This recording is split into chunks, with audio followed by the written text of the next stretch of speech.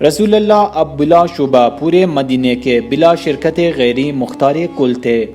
قیام مدینہ کے 6 ماہ بعد تک کسی نے آپ کو پریشان نہ کیا، لیکن آپ کی روز بروز بڑھتی ہوئی طاقت قریش والوں کے لیے خطرناک تھی، اور انہوں نے آپ کو اور آپ کے ہمراہیوں کو ذکر پہنچانے کا مصمم ارادہ کر لیا۔ ان کا عتاب اہل مدینہ پر بھی پڑا، اس لیے کہ انہوں نے رسول اللہ اور ان کے پیرووں کو پناہ دینے کی جسارت کی تھی۔ نئے آنے والے دوستوں سے گزارش ہے چینل کو سبسکرائب کریں تاکہ آنے والی ایپیسوڈز کی نوٹیفیکیشن آپ کو بر وقت مل سکے۔ قریش والوں نے اہل مدینہ کو باغی قرار دیا، حضور کے ساتھ انہیں بھی دھمکی دی۔ وہ اس موقع کی تاک میں لگے ہوئے تھے کہ مدینہ کے ایک گوشے سے انہیں اس کا موقع مل گیا۔ اگرچہ مدینہ کے اکثر لوگوں نے اسلام قبول کر لیا تھا، پھر بھی ان میں سے بعض شک و شبہ میں مبتلا تھے۔ وہ حضرت کی برتری برداشت نہ کر سکتے تھے اور در پردہ مدینہ سے آپ کے اخراج کے منصوبے بنا رہے تھے۔ عبداللہ بن ابی، جس کی تمنائی اقتدار کو حضور کی آمد سے سخت نقصان پہنچا تھا، قریش کے ہمنوا بن گئے۔ ان کے تعاون نے دشمنوں کے ہاتھ اور مضبوط کر دیے۔ یہودیوں نے بھی چپکے قریش سے ساز باز کر لیا تاکہ مسلمانوں کی بڑھتی ہوئی طاقت میں رکاوٹ پیدا ہو جائے۔ اس کے علاوہ قریش اکثر مدینہ کے قصبات میں لوٹ مار مچایا کرتے تھے۔ حضور نے عبداللہ بن حجش کی سرکردگی میں 9 افراد کو قریش پر نگرانی رکھنے کے لیے روانہ کیا۔ اس ٹولی نے نخلا کے مقام پر جو مکہ کے قریب ہے قریش کے قافلے پر اچانک حملہ کر دیا، اور اس حملے میں ان کا سردار عمرو بن حضرمیم مارا گیا۔ نخلا کے اس واقعے سے اہل مدینہ اور قریش کے درمیان دشمنی کی بنیادیں اور گہری ہو گئی۔ اس اثنا میں یہ افواہ بھی پھیل گئی کہ مسلمانوں نے ابو سفیان کے کاروان پر شام سے لوٹتے وقت حملہ کر دیا ہے۔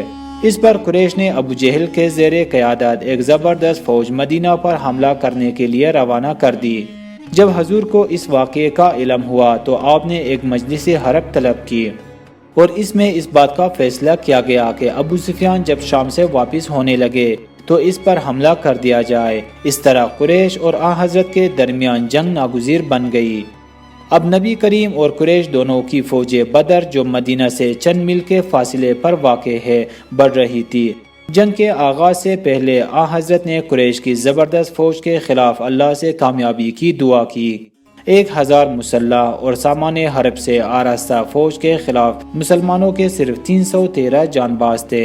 قریش کی طرف سے 3 سورما، شیبہ، عتبہ اور ولید بن عتبہ نے مسلمانوں کو دعوت جنگ دی، جسے مسلمانوں کے بہادروں یعنی حضرت عبیدہ، حضرت حمزہ اور حضرت علی رضی اللہ نے قبول کیا۔ قریش کے سرداروں نے حق شجاعت ضرور ادا کیا، مگر سب کے سب میدان جنگ میں مارے گئے۔ بقیہ فوج سر پر پاؤں رکھ کر میدان جنگ سے بھاگ کھڑی ہوئی۔ ان کا تعاقب کیا گیا اور ان میں سے اکثر یا تو قتل کر دیے گئے یا قید کر لیے گئے۔ مارے جانے والوں کی تعداد 70 کے قریب تھی، اتنی ہی تعداد قیدیوں کی تھی۔ ابو جہل، جو اسلام کا سب سے بڑا دشمن تھا، اس جنگ میں کام آ گیا۔ مسلمانوں کی طرف سے صرف 14 افراد مارے گئے، جن میں سے 6 مہاجرین اور 8 انصار تھے۔ تاریخ اسلام میں جنگ بدر سنگی میل کی حیثیت رکھتی ہے۔ اگر مسلمانوں کو اس جنگ میں فتح نصیب نہیں ہوتی تو اسلام ہمیشہ کے لیے صفحہ دیر سے مٹ جاتا۔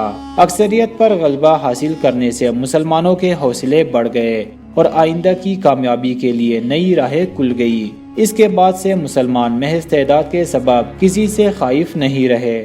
نظم و ضبط، موت سے بے پرواہی، جس کا ثبوت پہلی جنگ میں پیش کیا گیا، آئندہ کی تمام فتوحات کا پیش خیمہ ثابت ہوئی۔